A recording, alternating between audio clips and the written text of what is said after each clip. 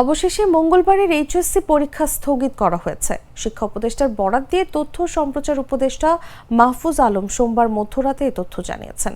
এর আগে সোমবার ঢাকার মাইলস্টোন স্কুল অ্যান্ড কলেজ ক্যাম্পাসে বাংলাদেশ বিমান বাহিনীর একটি প্রশিক্ষণ যুদ্ধ বিমান বিধ্বস্ত হয়। এতে বিমানের পাইলট সহ এখন পর্যন্ত 21 জন নিহত হয়েছেন এবং 170 জন বিভিন্ন হাসপাতালে চিকিৎসাধীন। এই ঘটনায় শোকাহত হয় সারা দেশ। পরীক্ষার্থীরাও ভুগছেন মানসিক ট্রমায়। এমন অবস্থার মধ্যেই মঙ্গলবারের এইচএসসি পরীক্ষা স্থগিতের দাবি ওঠে।